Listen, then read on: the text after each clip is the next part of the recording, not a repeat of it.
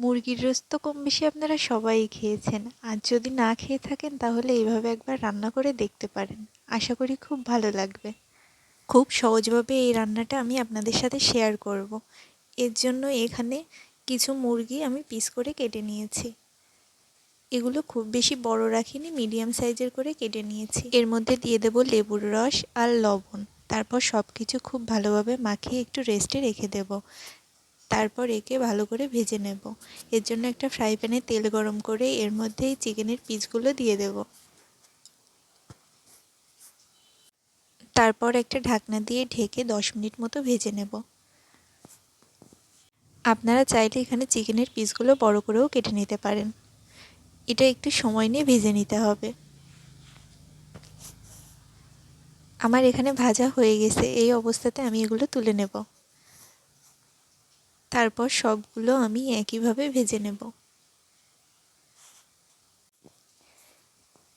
এরপর এর মধ্যে দিয়ে দেব টক দই। এখানে আমি 1 বাটি টক দই নিয়েছি, পুরোটা এখন ব্যবহার করব না, অর্ধেকটা এর মধ্যে দিয়ে দেব। আর এর মধ্যে দিয়ে দেব রোস্টের মশলা।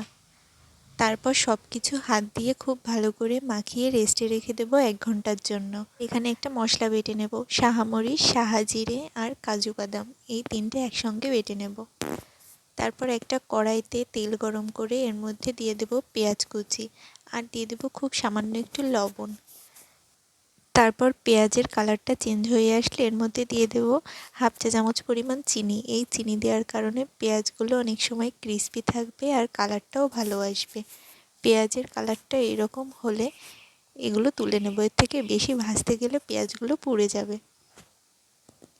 তারপর যে ফ্রাই প্যানে মুরগিটা ভেজে রেখেছিলাম তার মধ্যে দিয়ে দেব শুকনো ঝাল, গোটা জিরে, লবঙ্গ, দারচিনি, তেজপাতা আর দিয়ে দেব পেঁয়াজ বাটা, রসুন বাটা, আদা বাটা, জিরে বাটা আর যে মশলাটা করে রেখেছিলাম সেই মশলাটা।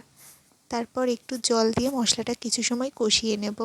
এরপর এর মধ্যে দিয়ে দেব পরিমাণ মতো লবণ, ধনিয়া গুঁড়ো আর রোস্টের মশলা আর দিয়ে দেব কিছুটা পরিমাণ টক দই। তারপর সব কিছু সময় কষিয়ে নেব। যখন মশলা থেকে তেল ছাড়তে শুরু করবে তখন দিয়ে দেব টক দই আর রোস্টের মশলা দিয়ে ম্যারিনেট করে রাখা চিকেনের পিসগুলো। এগুলো একটু নাড়াচাড়া করে ঢেকে দেব। তারপর এর মধ্যে দিয়ে দেব কিশমিশ। আর এখানে আপনারা কিছু কাঁচা ঝাল ব্যবহার করবেন, শুকনো ঝাল দেওয়ার প্রয়োজন নেই। তারপর সব কিছু আবার ঢেকে কষিয়ে নেব। যখন মশলাগুলো শুকিয়ে আসবে তখন এর মধ্যে দিয়ে দেব 2 কাপ পরিমাণ গরুর দুধ। এই দুধটা আমি জাল করে রেখেছি। তারপর আবার সব কিছু ঢেকে দেব।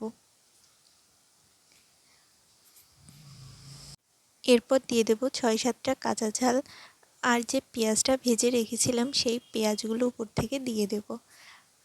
আর নামানোর আগে এর মধ্যে দিয়ে দেব 1 টেবিল চামচ পরিমাণ ঘি আর দিয়ে দেব হাফ চা চামচ পরিমাণ গরম মশলা গুঁড়ো। তারপর সব কিছু মিশিয়ে নিয়ে নামিয়ে নিলেই তৈরি হয়ে যাবে আমাদের মুরগির রোস্ট। ভিডিওটি ভালো লাগলে লাইক, কমেন্ট, শেয়ার করে দেবেন। আর আমার পেজে নতুন হয়ে থাকলে পেজটিকে ফলো করে রাখবেন। এতে করে নতুন ভিডিও আপলোড করলে খুব সহজে আপনারা নোটিফিকেশন পেয়ে যাবেন। শেষ পর্যন্ত দেখার জন্য ধন্যবাদ।